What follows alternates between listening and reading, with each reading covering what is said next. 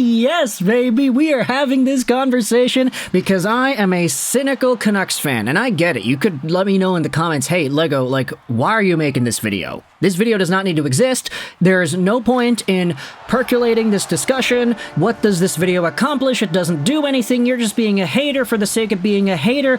And I'm not going to say that those critiques are incorrect, but I will say, part of what makes this channel so interesting to me is that I like to follow the conversations and talk about what other people are talking about. And as of the past few days, Canucks fans have been pretty doom and gloom for a team that has been 6-3-1 in their last 10. Winning record, for sure. It's well above 500 what the Canucks have been doing in their past 10 games and during this homestand, but we still have reason to bring something like this up. Because when it comes to the biggest Vancouver Canucks trade that had occurred in the 23-24 season, I'm going to go out there and say it. Or no, I'm not going to say it. I'll let Chris Kant on Twitter go out there and say it for me. He tweeted this out yesterday before the Canucks and the Stars game. The Lindholm trade has been a total disaster.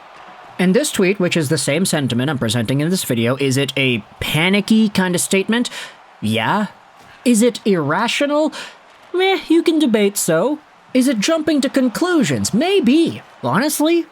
But the fact is, this tweet had 70,000 views, 300 likes, a lot of people replying, agreeing, and a lot of people actually saying the contrary as well. Let's go out there and see some of these responses. First reply asks, hey, curious, would you rather have Kuzmenko in the playoffs and your first round pick back, or Lindholm for the playoffs?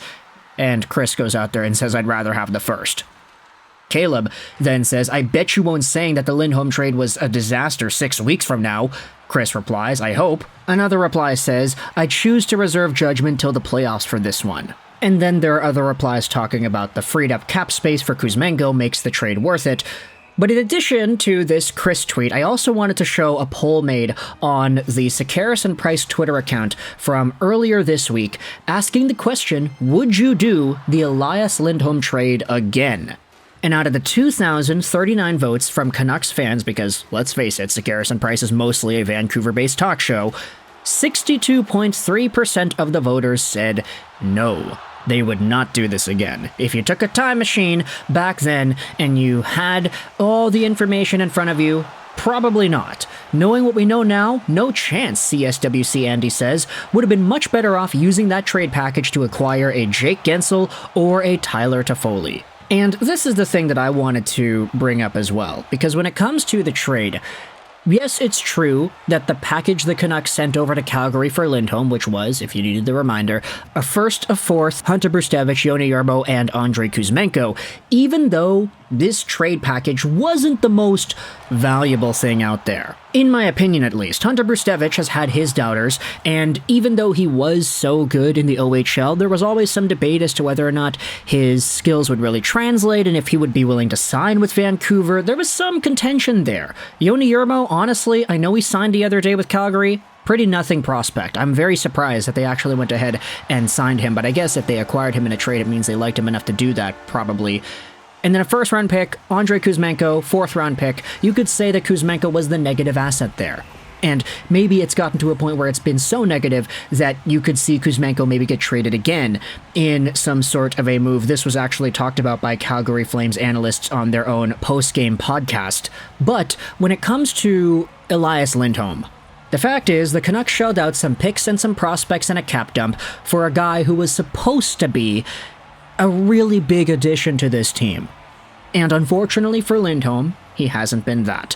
He missed the last game. He's day-to-day. Turns out he's been injured for a while now, but he's been playing through it. There were some contentious comments made as to whether or not the Calgary Flames might have known about some sort of a Lindholm injury before sending him over, but I don't really buy it because, Lindholm played so much for both teams before getting checked out and evaluated and being listed as day-to-day, so who knows if we've been seeing Lindholm only at 50% capacity this entire time because he's got something going on that was really holding him back from being able to play. With him missing some time, though, this opens up the door for a recovery period, and you have comments like these being made by Harmon Dale on the Canucks Conversation saying pretty much, even if we discuss Lindholm's overall disappointing impact since the trade, none of it matters if he shows up in the postseason.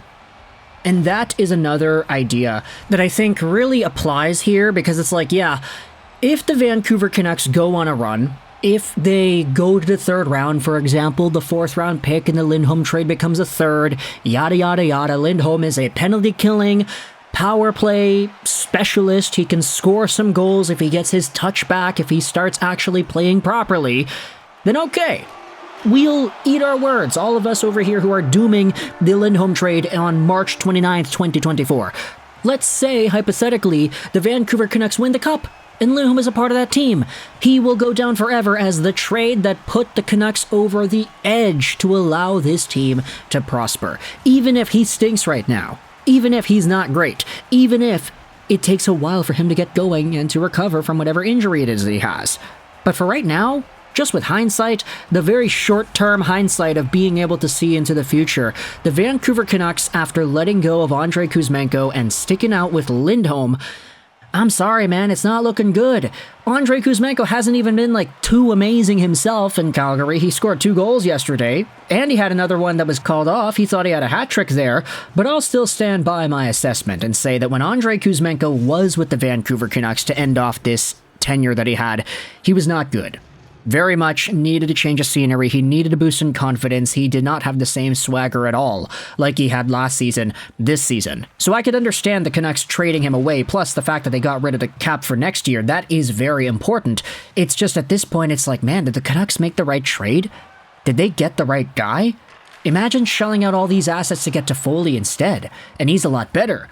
Imagine trading for a Gensel or whatever. Even if it's not Gensel, just getting a Toffoli. Man, that would have been great. He's so good in Winnipeg right now. Lindholm filled a lot of needs, and the Vancouver Canucks very much were looking for what it was that Lindholm provided. Center, right-handed guy, penalty killing, he can score. But with that short-term hindsight, he has not been living up to that, and now we have a lot of Canucks fans saying if they took a time machine, they would say no, don't make this trade. The guy is not worth it. You're not making too much of a change on the roster with Lindholm for Kuzmenko, and you're giving up a bunch of draft picks and prospects in the process. Save these assets and go after Toffoli instead because you're going to need it. Winnipeg got Toffoli for so cheap. Why could the Canucks not have done that, man? Ay. If the Canucks go on a run, which I think is the only saving grace at this point, because you know Lindholm is not going to come back. You know he's not going to re-sign. $8 million a year, Bush. That's not going to happen, bro. Not with this management. Maybe some other team overpays for him in free agency because they want to capitalize on his 80-point season from a few years ago and his 40 goals and everything. Maybe that is the case in this year's offseason. But the Canucks can't do that. Patrick Allvin's not going to give you that money, bro. So, Lindholm, he's got to show more. And once the playoffs come, that's when he needs to be at his best. We can give him a pass now because it's like, yeah, he's been injured, he's been hurt. But even still, acknowledging that he hasn't been good and he has been hurt, that doesn't make the trade a win. It doesn't. And it's crazy how a few weeks worth of time can have an entire portion of the fan base's perspective changed on the matter, because now the team is playing without him. Pia Sutar's on power play 1. He sucks on power play 1. Lindholm was on that unit for a while. He scored 2 goals in front with the tip-ins. Good plays, but we haven't seen much out of him ever since then. So let me know your thoughts in the comment section below about the Elias Lindholm trade, whether or not you agree with the notion that it was a disaster of a trade and the Vancouver Canucks should have saved their assets and went after somebody else. Let me know your thoughts in the comment section. I hope you enjoyed this video. 99 and bye.